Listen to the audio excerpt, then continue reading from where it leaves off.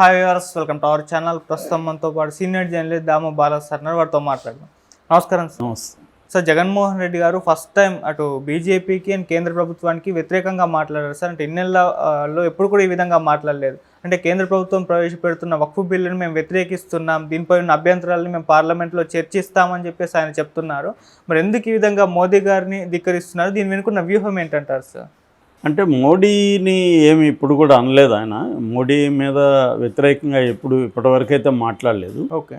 అయితే జగన్ స్టాండ్లో కొంత మార్పు అయితే వచ్చింది, మాట వాస్తవం. నిజానికి ఇప్పుడు ఏం జరిగిందంటే లేటెస్ట్గా మైనార్టీ సంఘాలు కొంతమంది వచ్చి జగన్ని కలిసి ఇట్లా మా సమస్యలు ఇవి ఉన్నాయని చెప్పారు. ఆ క్రమంలో పార్లమెంట్లో మోడీ ప్రవేశపెట్టిన వక్ఫ్ బిల్లుని కూడా మీరు గట్టిగా వ్యతిరేకించండి, ఆ సవరణలు కానీ చేస్తే మా ఆస్తులన్నీ కూడా వక్ఫ్ బోర్డులో ఉండే ఆస్తులన్నీ కూడా పోతాయి. ఆల్రెడీ 70% ఆస్తులు కబ్జాకి గురైనాయి. ఇప్పుడు ఈ సవరణలు కానీ యాక్సెప్ట్ చేస్తే మాకు ఇబ్బంది ఉందనేది జగన్ అడిగారు. ఆ క్రమంలో జగన్ వాళ్ళకి హామీ ఇచ్చాడు, మేము వక్ఫ్ బిల్లుని వ్యతిరేకిస్తున్నాము, మైనార్టీల వైపు ఉంటాము, నేను గతంలో కూడా చెప్పాను, దానికి కట్టుబడి ఉంటాము, మైనార్టీల సంక్షేమానికి మేము పెద్దపీట వేస్తామని జగన్ హామీ ఇచ్చాడు. ఆ క్రమంలో వ్యతిరేకిస్తున్నానని చెప్పాడు. కాకపోతే జగన్ నోటి వెంట ఫస్ట్ టైము వక్ఫ్ బిల్లుని వ్యతిరేకిస్తున్నామని రావడం. అంతకుముందే యాక్చువల్గా విజయసాయిరెడ్డి ట్వీట్ చేశాడు. అదేంటంటే జాయింట్ పార్లమెంటరీ కమిటీలో ఈ వక్ఫ్ బిల్లు చర్చకి పెట్టారు. యాక్చువల్గా మనం లోక్సభలో ప్రవేశపెట్టినప్పుడు తీవ్ర వ్యతిరేకత అనేక పార్టీల నుంచి రావడంతో దాన్ని జాయింట్ పార్లమెంటరీ కమిటీకి పెట్టారు. జాయింట్ పార్లమెంటరీ కమిటీలో వివిధ రకాల ప్రజల అభిప్రాయాలు, ముస్లిం సంఘాల అభిప్రాయాలు ఇవన్నీ తీసుకొని వాటిని మళ్ళీ గవర్నమెంట్కి వీళ్ళు సబ్మిట్ చేస్తారు. ఈ కమిటీలో విజయసాయిరెడ్డి కూడా ఉన్నాడు. ఆ కమిటీ చైర్పర్సన్ జగదాంబిక పాల్, ఆయన ఆధ్వర్యంలో వారానికి 2 వారాలకు ఒకసారి వారానికి ఒకసారి అలాగా అది సమావేశం అవుతారు. అలాగా మొన్న సమావేశం అయినప్పుడు విజయసాయిరెడ్డి క్లియర్గా ఆ బిల్లుని వైసీపీ వ్యతిరేకిస్తుంది, ఎందుకు వ్యతిరేకిస్తుంది అనేది కూడా ఆయన క్లియర్గా చెప్పాడు అక్కడ. ఎందుకంటే దీంట్లో ఈ బిల్లులో ఇన్వాల్వ్ అయిన స్టేక్ హోల్డర్స్ అందరూ కూడా బిల్లుని వ్యతిరేకిస్తున్నారు. మనం దాని మీద ఇంతకుముందు కూడా ఒక ఎక్స్క్లూజివ్ వీడియో చేశాను నేను, వక్ఫ్ బోర్డు బిల్ అంటే ఏంటి, దాంట్లో ఇదంటే ఏంటి. బేసిక్గా ఏంటంటే వక్ఫ్ బోర్డు బిల్లులో నాన్ ముస్లిమ్స్ని ఉంచడం బోర్డులో, అట్లాగే విమెన్ని దాంట్లో ఉంచడం, ఇట్లాంటి అనేక దాదాపు 44 సవరణలు చేశారు ఆ బిల్లుకి. సో దాన్ని ఇప్పుడు ముస్లిం సంఘాలు కావచ్చు, ఇటు ఇండియా కూటమి పార్టీలు కావచ్చు, వీళ్ళందరూ వ్యతిరేకిస్తున్నారు. ఎందుకంటే అది ఒక మత సంస్థ, ముస్లిం మత సంస్థకు సంబంధించిన బోర్డు. ఆ బోర్డులోకి నాన్ ముస్లింలని పెట్టడం ద్వారా వాళ్ళకి ముస్లిం మతాన్ని అభివృద్ధి చేయడం కావచ్చు, దాన్ని పరిరక్షించడం కావచ్చు, వాళ్ళకి అజెండాలో ఉండదు. వాళ్ళ మతాన్ని వాళ్ళు డెవలప్ చేసుకోవాలనుకుంటారు కదా తప్ప వాళ్ళకి ఇక్కడ ఉంటే కష్టం. ఇప్పుడు హిందూ టీటీడీ బోర్డులో ఒక ముస్లింను క్రిస్టియన్ పెట్టగలరా? పెట్టలేరు కదా. అట్లాగే ముస్లిం ఒక బోర్డులో ఎందుకు పెడతారనేది కొంతమంది ప్రశ్నిస్తున్నారు వాళ్ళు. అట్లాగే విమెన్ని అలో చేయడం కూడా వాళ్ళు వ్యతిరేకిస్తున్నారు. సో ఇలాంటి అనేక విషయాలు ఉన్నాయన్నమాట. దాని మీద ఈయన విజయసాయిరెడ్డి కూడా కమిటీలో తీవ్రంగా వ్యతిరేకించాడు. ఈ జగదాంబిక పాల్ కూడా మేము మీ విజ్ఞప్తులను అంతా కూడా పరిగణలోకి తీసుకుంటాము, సమగ్రంగా చర్చించినాకే ఈ 44 సవరణల మీద ముందుకెళ్తాము అనేది వాళ్ళు కూడా చెప్తున్నారు. సో కాబట్టి వక్ఫ్ బోర్డు బిల్లుని వ్యతిరేకించడం వల్ల బీజేపీకి వైసీపీ యాంటీ అయిపోయే ప్రమాదం అయితే పెద్దగా లేదు. ఎందుకంటే బీజేపీ కూడా దాన్ని ఏదో ఒక పద్ధతిలో మేము అనుకున్న పద్ధతిలోనే పాస్ చేయాలనేది ఏమీ లేదు. బీజేపీ కూడా కొంత ఫ్లెక్సిబుల్గానే ఉంది ఈ విషయంలో. అంటే వాళ్ళు కూడా ముస్లిం పాపులేషన్కి యాంటీగా గట్టిగా నిర్ణయం తీసుకునే పరిస్థితి లేదు. వాళ్ళు ఏంటంటే ఒక పక్క హిందువుల్ని ముస్లింలకి యాంటీగా రెచ్చగొట్టే ఇది నడుపుతారు తప్ప కంప్లీట్గా ముస్లింలకి యాంటీగా ఏమీ బీజేపీ ఉండదు. వాళ్ళకి ముస్లింలైనా హిందువులైనా ఓటు బ్యాంకుగానే చూస్తుంది బీజేపీ. సో ముస్లిం ఓటు బ్యాంకుకి ఇబ్బంది అనుకున్నప్పుడు ప్లేట్ ఫిరాయిస్తారు. ఆ మధ్య కూడా ప్లేట్ ఫిరాయించాడు మోడీ. అసలు మేము చిన్నప్పటి నుంచి నేను ముస్లింల ఇళ్లలోనూ పెరిగాను, ముస్లింలు అంటే నాకు చాలా ఇష్టం, ఇవన్నీ కూడా చెప్పాడు కదా మోడీ. లేటర్ పీరియడ్లో లేటర్ ఫేజెస్ ఆఫ్ ఎన్నికల టైంలో. కాబట్టి అట్లాగే పస్మండా ముస్లింలకు సంబంధించి, అంటే ముస్లింల్లో బీసీలు ఎస్సీలు ఉంటారు, అంటే వాళ్ళు ఎస్సీలు బీసీలు అంటారు కానీ వెనుకబడిన వర్గాలు, వాళ్ళని పస్మండా ముస్లిమ్స్ అంటారు.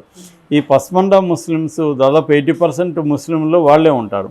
సో ఈ పస్మండా ముస్లింలకు సంబంధించి కూడా బీజేపీ మొదటి నుంచి వాళ్ళకి హెల్ప్ చేయాలని రకరకాలుగా రాజ్నాథ్ సింగ్ ఆధ్వర్యంలో పస్మండా ముస్లింలకు సంఘాలు కొన్ని ఉన్నాయి, ఆ సంఘాలతో చర్చలు చేయడం ఇవన్నీ చేస్తుంది బీజేపీ. కంప్లీట్గా ముస్లింలకి యాంటీ అనే థీరీ తప్పు. యాక్చువల్గా వాళ్ళు అవసరమైనప్పుడు రెచ్చగొడతారు తప్ప ఎన్నికల టైంకి వచ్చేసరికి వాళ్ళకి ఎక్కడ ఎన్నికల్లో ముస్లింల ఓటు బ్యాంక్ అవసరమో దానికి తగినట్టుగానే వాళ్ళు వ్యవహరిస్తారు. అందుకనే ఇక్కడ ఓవైసీని ఎందుకు దేశవ్యాప్తంగా తీసుకొని వెళ్ళి వాళ్ళు పెడుతున్నారు.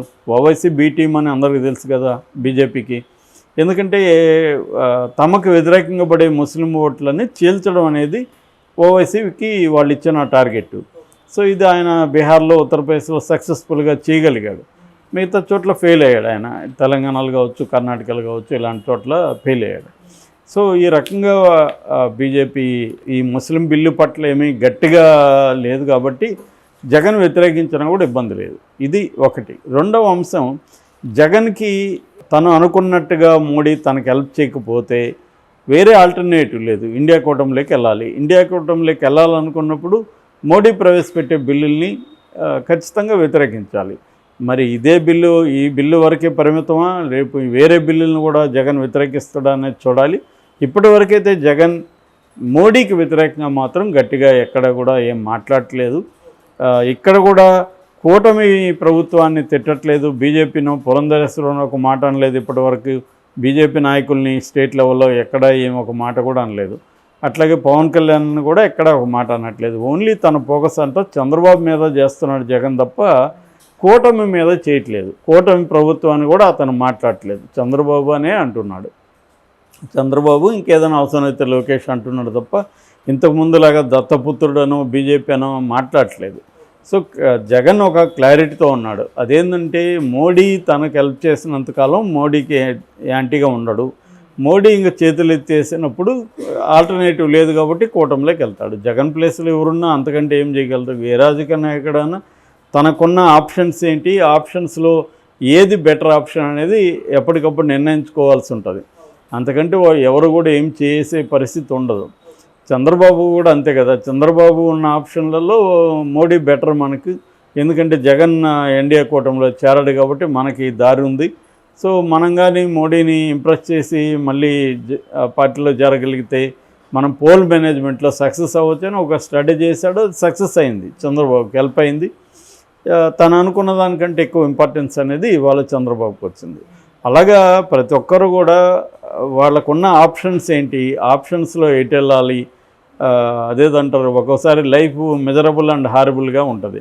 సో హారబుల్ మెజరబుల్ రెండిట్లో ఒకటే ఎంచుకోవాలి. అప్పుడు చాలామంది హారబుల్ కంటే మెజరబుల్ బెటర్లే అని మెజరబుల్ ఎంచుకుంటారు. కాబట్టి మెజరబుల్ హారబుల్ రెండు వద్దనే ఛాయిస్ నీకు ఉండకపోవచ్చు. అట్లా జగన్కి ఇవాళ అతను మోడీతో ఉంటే మాత్రం కంప్లీట్ ఇబ్బంది ఉండదు. మోడీ ఇతనికి హెల్ప్ చేస్తే, మోడీ హెల్ప్ చేయాలంటే మోడీ ఎందుకు చేస్తాడు, మోడీకి ఏంటి ప్రయోజనం? సో ఒకటి ఏంటంటే రాజ్యసభలో జగన్ అవసరం ఉంటే జగన్కి హెల్ప్ చేస్తాడు. అది కూడా ఇప్పుడు ఎన్నికలు వస్తున్నాయి, 20 మంది కొత్తగా రాజ్యసభ సభ్యులు ఎన్నిక అవ్వబోతున్నారు. ఇప్పుడు ఫస్ట్ ఫేజ్లో 12 మంది అవుతున్నారు, అందులో 11 మంది ఎన్డీకి వస్తున్నారు. కాబట్టి మోడీకి అవసరం తగ్గిపోతుంది. అప్పుడు ఇంకొకటి ఏంటి, మోడీ ఏం ఆలోచించవచ్చు, ఆంధ్రప్రదేశ్లో చంద్రబాబుకి ఒక కౌంటర్గా ఒకరు ఉండకపోతే చంద్రబాబు స్ట్రెంగ్తన్ అవుతాడు. అది మనకు లాంగ్ టర్మ్లో ఇబ్బంది అవుతుంది. కౌంటర్ బ్యాలెన్స్ కోసం జగన్ని మనం యాక్టివ్గానే పెట్టదాము అనేమన్నా అనుకుంటే అప్పుడు జగన్ని జైలుకి పంపించకుండా, ఒకవేళ పంపించినా కూడా ఎక్కువ కాలం జైల్లో ఉంచకుండా జగన్ని వాళ్ళు కొంత సేవ్ చేసుకోవచ్చు. ఎందుకంటే ఆ జగన్ యాక్టివ్గా ఉండడం వాళ్ళకి అవసరం అనుకుంటే.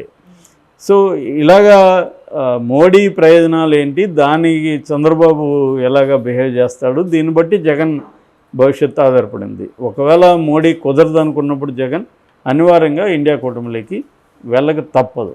Okay sir, thank you so much.